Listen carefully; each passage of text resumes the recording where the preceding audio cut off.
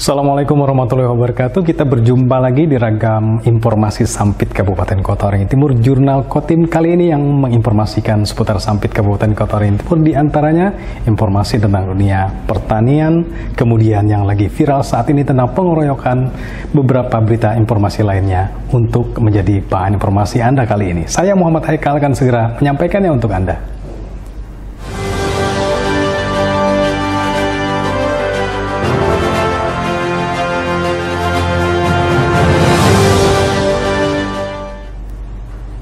Dua orang jemaah calon haji kuota tambahan asal Kabupaten Kota Waringin Timur gagal berangkat menunaikan ibadah haji tahun 2023. Gagal berangkatnya dua calon jemaah haji tersebut disebabkan karena adanya dua calon jemaah haji lain yang sempat menunda keberangkatan akibat sakit dan membatalkan penundaannya. Dua orang JCH kuota tambahan asal Kabupaten Kota Waringin Timur yang gagal berangkat tersebut adalah Junaidi Bain Ali dan istrinya Erita Melati. Kedua JCH tersebut seharusnya berangkat ke Tanah Suci Mekah pada Kamis 15 Juni. Gagal berangkatnya dua JCH itu dikarenakan ada dua JCH dari kabupaten lain yang membatalkan penundaan keberangkatan hajinya. Dua JCH itu sempat menunda keberangkatan karena sakit.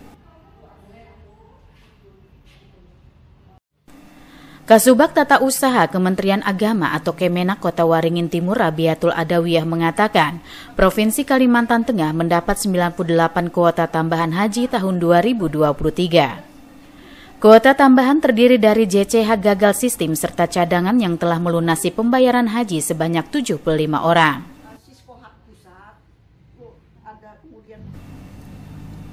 Untuk memenuhi kekurangan kuota tambahan haji, maka diambil dari jamaah haji reguler sesuai nomor urut porsi sebanyak 22 orang dengan wajib melakukan pelunasan. Dari jamaah haji reguler yang bersedia melakukan pelunasan, Junaidi dan Erita berada pada nomor urut 21 dan 22. Namun menjelang keberangkatan JCH kuota tambahan, dua JCH lain yang sempat menunda keberangkatan karena sakit membatalkan penundaannya. Dua nama JCH itu kembali masuk sistem untuk berangkat haji tahun 2023. Hal itu membuat nama Junaidi dan Erita secara otomatis keluar dari daftar nama kuota tambahan haji. Dari 98 itu tersedia sudah yang siap berangkat 75. Sisanya adalah yang kada diduga-duga tahun ini dipanggil, termasuknya Pak Junaidi dengan Ibu Nurita ini, termasuk yang 22 tadi. Setelah itu adalah ketetapan pada hari Senin bahwa Pak Junaidi dan istri ini termasuk yang kuota masuk kuota lah dari 98. Nah, kenapa masuk?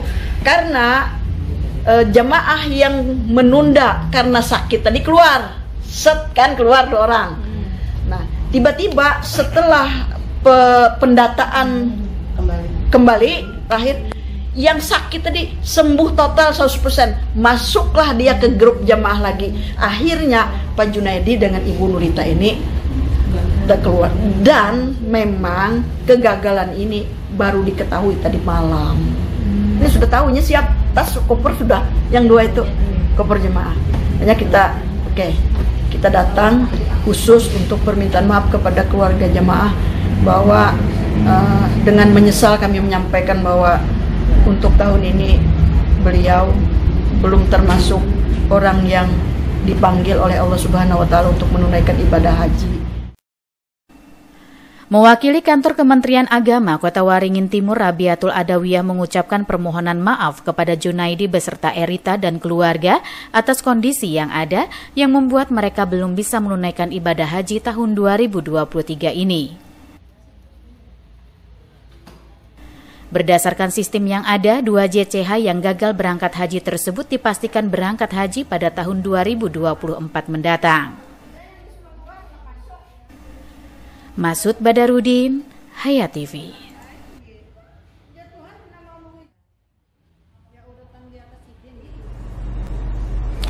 Video pengeroyokan seorang remaja putri oleh temannya sendiri di Sampit, Kabupaten Kota Waringin Timur viral di media sosial daerah setempat. Penganiayaan yang telah ditangani aparat kepolisian itu mengakibatkan korban mengalami memar di bagian wajah. Dari rekaman video yang viral di media sosial daerah setempat memperlihatkan seorang remaja putri di Sampit berinisial M berusia 17 tahun menjadi bulan-bulanan 4 orang yang merupakan teman korban sendiri. Dari rekaman video, pelaku nampak sangat marah kepada korban hingga memukul dan menendang korban. Peristiwa pengeroyokan itu terjadi pada Selasa 13 Juni di dalam sebuah kamar hotel di kota Sampit. Aksi perundungan ini sengaja direkam seorang pelaku yang kemudian mengunggahnya ke media sosial Instagram hingga viral. Kejadian itu pun mendapat perhatian aparat kepolisian yang langsung turun tangan menangani kasus tersebut. Sehari setelah kejadian, seluruh pelaku berhasil diamankan aparat Polsek Baamang termasuk korban. Kepada petugas, para pelaku yang semuanya masih berusia di bawah umur tersebut mengaku perbuatan dilakukan karena emosi dengan ulah korban. Korban telah meminjam uang sebesar Rp500.000 kepada sebuah koperasi simpan pinjam dengan menggunakan nama salah satu pelaku. Namun pinjaman itu tidak dibayar korban yang membuat pelaku terus ditagih petugas koperasi. Jadi kita mendapatkan informasi setelah viral di media sosial telah terjadi keributan. Kemudian dari anggota piket mendatangi ke TKP untuk mengecek kebenarannya. Pelaku 4 orang perempuan dan kemudian dibawa ke sini. Dia mengakui dalam arti memang ada kesalahpahaman dengan rekan-rekannya 3 orang itu dan sehingga terjadi keributan. Nah, kemudian dengan adanya kejadian itu mereka bersepakat kedua belah pihak dimediasi dan dinyatakan damai dan mendapat biaya pengobatan dari pihak pelaku. Terhadap kasus tersebut, petugas berupaya memediasi antara pelaku dengan korban pengeroyokan. Korban dan semua pelaku akhirnya sepakat berdamai dan saling memaafkan. Korban juga diberi santunan untuk biaya pengobatan atas luka memar yang dialami. Masud Badarudin, Hayat TV. Pemirsa, kebakaran lahan di Kabupaten Kota Waringin Timur semakin marak terjadi. Hampir setiap harinya dalam 1 minggu terakhir ada saja lahan yang terbakar. Pada Rabu lalu kebakaran lahan terjadi di 2 titik sekaligus, bahkan sangat dekat dengan permukiman. Kebakaran lahan gambut pada Rabu sore terjadi di 2 titik sekaligus, salah satunya di Kecamatan Baamang. Lokasi kebakaran terjadi sangat dekat dengan permukiman di kawasan perumahan Wengga Metropolitan. Kondisi itu menimbulkan kepanikan warga. Petugas gabungan dari BPBD, Dinas Damkar, Manggala Agni, serta relawan pemadam kebakaran harus berjibaku memadamkan api yang membakar lahan agar tidak meluas. Namun petugas sempat mengalami kendala akibat minimnya sumber air. Sempat ada upaya menggunakan sumber air dari sumur bor warga, namun air sumur bor yang mulai mengering tidak mampu digunakan untuk memadamkan kebakaran lahan, sehingga dibutuhkan suplai air dari luar yang tentunya membutuhkan waktu lama. Sementara kebakaran lahan gambut lainnya terjadi di Kecamatan Mentau Baru Ketapang, tepatnya di Jalan Bumi Ayu. Kebakaran lahan di lokasi ini sudah merupakan yang ketiga kalinya terjadi dalam kurun waktu 10 hari terakhir. Karena kondisi cuaca kering yang melanda Kabupaten Kota Waringin Timur membuat lahan gambut yang ditumbuhi semak belukar sangat mudah terbakar. Walaupun dalam beberapa hari terakhir hujan dengan intensitas ringan sempat turun, namun hal itu tidak membuat kebakaran lahan berhenti terjadi. Memang ya rata-rata di sini dipakai untuk berkebun ya, tapi mudah-mudahan masyarakat secara perlahan mulai sadar lah bahwa membakar lahan di wilayah gambut ini sangat berisiko sekali. Dan alhamdulillah informasinya cepat, tadi sangat besar sekali apinya di awal. Dan kita berharap sih cepat ya. Jadi kalau ada kejadian kita cepat lakukan penanganan, insya Allah tidak akan kemana-mana. Ini bahkan cuacanya hujan aja masih ada potensi kebakaran ya, sangat tinggi sekali. Pihak BPBD terus mengingatkan kepada warga agar bijak dalam membuka lahan dan tidak melakukannya dengan dibakar. Turunnya air di permukaan tanah lahan gambut hingga 69 cm menandakan telah terjadi kekeringan. Kondisi itu membuat lahan gambut rawan terbakar dan sulit dipadamkan jika kebakaran lahan telah terjadi. Masud Badarudin, Hayat TV. Informasi pertama kami, pemerintah Kabupaten Kota Waringin Timur akan kembali mengusulkan sebanyak 1.500 formasi pegawai pemerintah dengan perjanjian kerja atau P3K. Hal ini untuk memenuhi kebutuhan aparatur sipil negara, khususnya pada bidang pendidikan dan kesehatan. Kebutuhan aparatur sipil negara atau ASN di lingkungan pemerintah Kabupaten Kota Waringin Timur hingga saat ini masih cukup tinggi. Kurangnya keberadaan ASN dalam menjalankan roda pemerintahan ditutupi dengan merekrut tenaga kontrak daerah. Untuk itu, pemerintah Kota Waringin Timur akan terus mengusulkan formasi ASN baik calon pegawai negeri sipil atau CPNS maupun pegawai pemerintah dengan perjanjian kerja atau P3K. Bupati Kota Waringin Timur Haliki Nur mengatakan, untuk memenuhi kebutuhan ASN, pihaknya berencana mengusulkan 1.500 formasi P3K. Formasi P3K yang diusulkan terutama untuk bidang kesehatan dan pendidikan. Hal ini agar dua pelayanan dasar kepada masyarakat tersebut dapat berjalan dengan baik.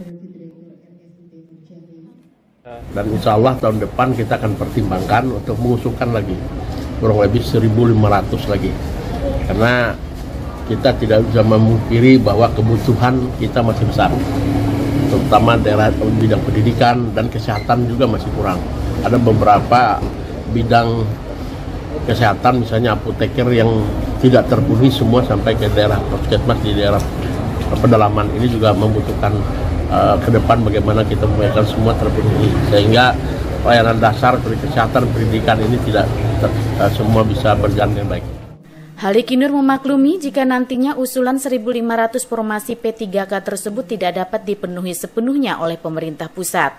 Namun pihaknya tetap akan memperjuangkan agar usulan yang diajukan bisa terpenuhi secara maksimal. Masud Badarudin, Hayat TV.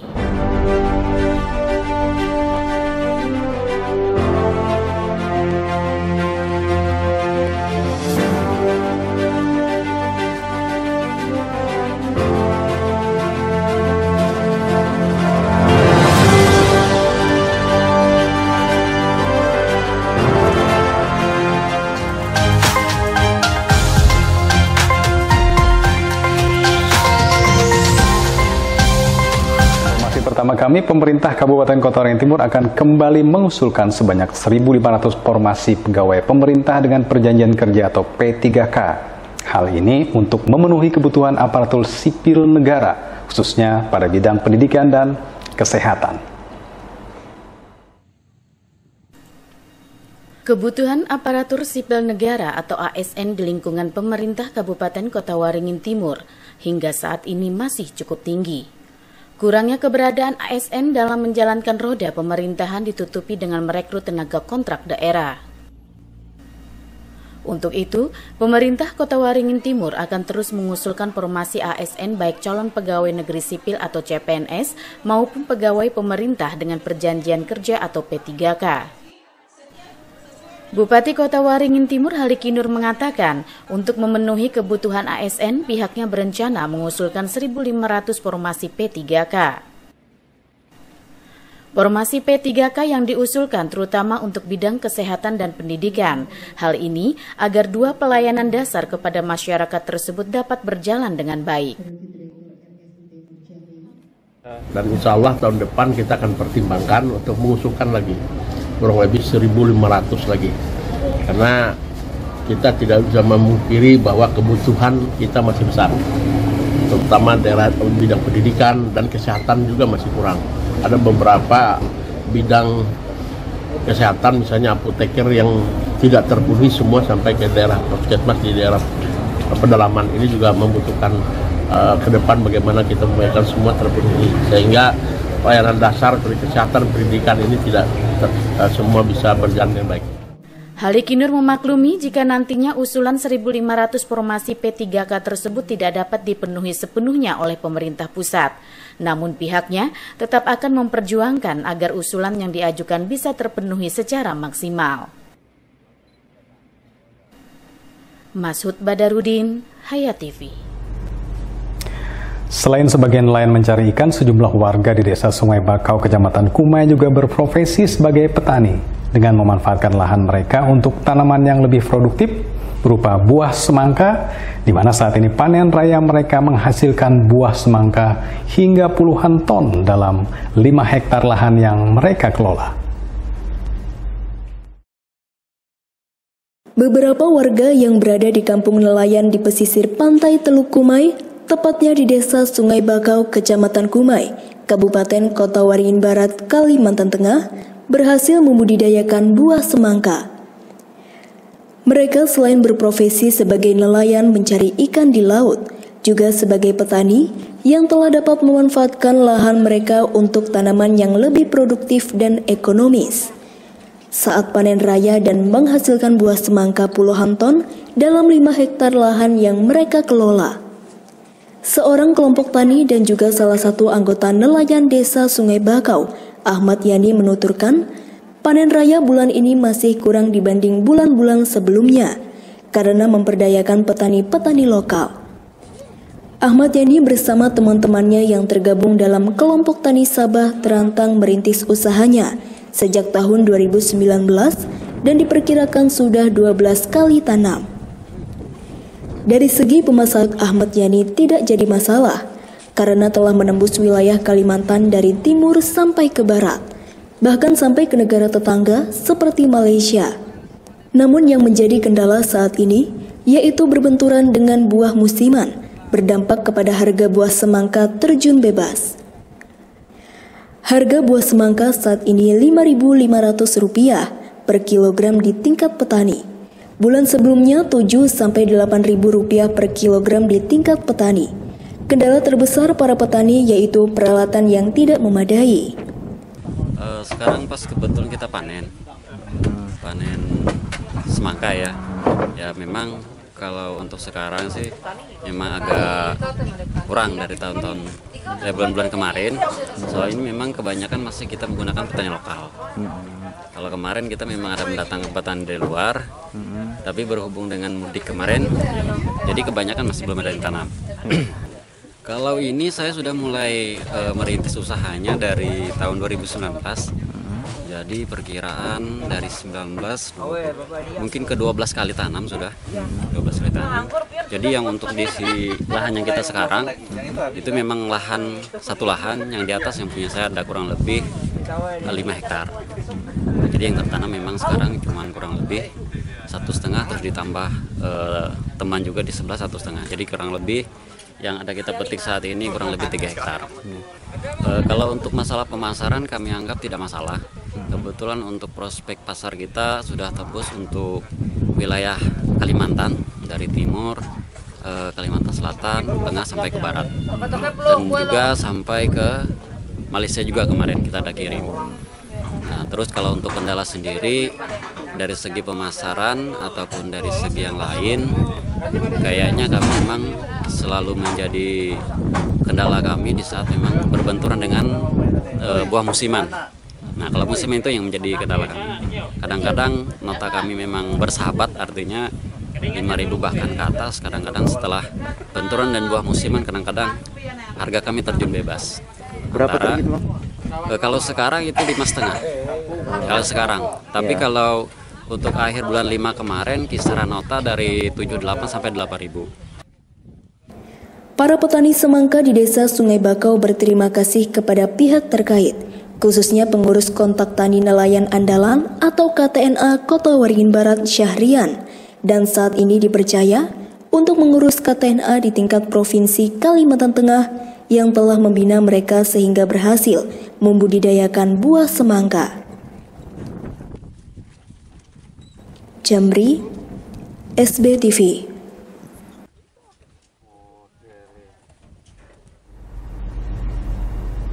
Masih informasi dari Kota Waringin Barat, pemirsa, Polres Kota Waringin Barat mengamankan seorang tersangka atas kasus dugaan perdagangan orang.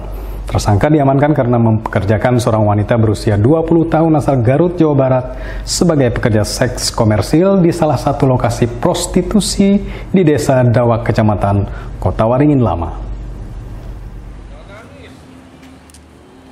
Dalam press release yang digelar hari ini, Kapolres Kota Waringin Barat AKBP Bayu Wicaksono melalui Kasat Reskrim Polres Kota Waringin Barat menyampaikan bahwa tersangka atas nama Destiani atau Mami Desti ini diketahui mempekerjakan seorang korban sebagai pemuas nafsu pria hidung belang selama 3 bulan terakhir. Sebelum akhirnya korban melarikan diri dan melapor kepada pihak berwajib karena dipekerjakan sebagai PSK. Sebelumnya pada bulan Mei 2023 lalu, korban melamar pekerjaan yang didapat dari media sosial Facebook sebagai pemandu lagu. Karena tertarik, korban akhirnya pun melamar pekerjaan tersebut. Tidak lama setelah mengajukan lamaran, korban dihubungi oleh nomor yang tidak dikenal dan mengaku dengan nama Bunda Winda, yang diduga merupakan jaringan penyalur tenaga wanita penghibur dengan modus pemandu lagu. Korban selanjutnya ditampung selama 8 hari di Garut untuk diajarkan bagaimana menjadi pemandu lagu yang akan bekerja di Kalimantan. Bunda Winda sempat mengatakan jika bekerja di Sampit hanya akan bekerja sebagai pemandu lagu saja. Namun jika bekerja di Dawak bersama Mami Tia juga bisa open BO. Namun sesampainya di Sampit ternyata korban tidak hanya bekerja sebagai pemandu lagu saja, namun juga dipaksa untuk menjual diri dan melayani pria hidung belang.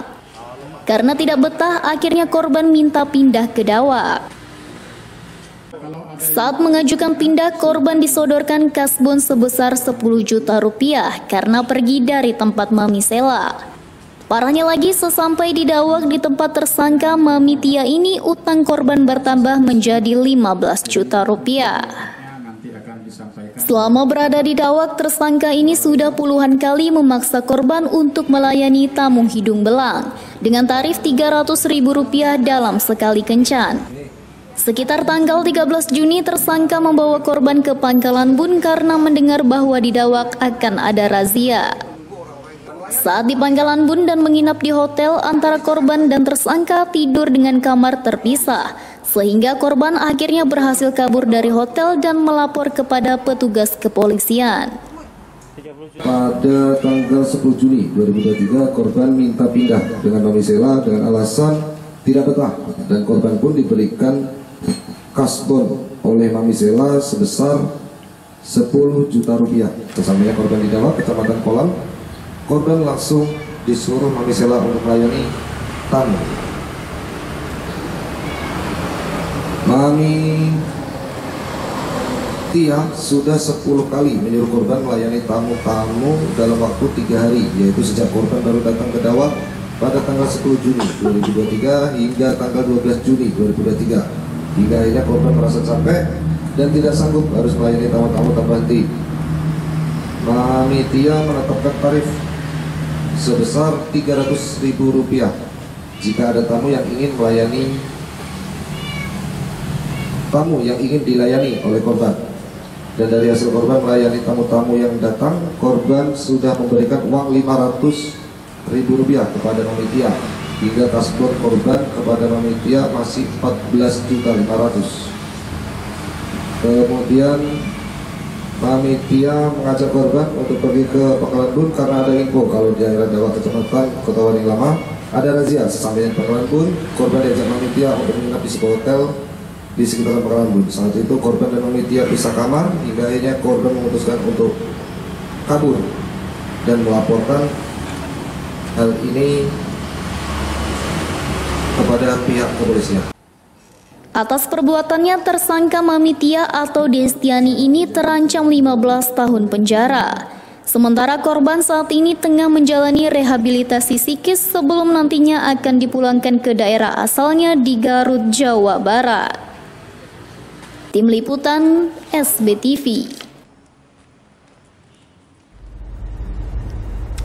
Kami akhiri informasi Sampit Kabupaten Kota Waringin Timur di Jurnal Kotim kali ini. Terima kasih atas kebersamaan Anda. Saya Muhammad Tekel dan kawan-kawan yang bertugas sampaikan.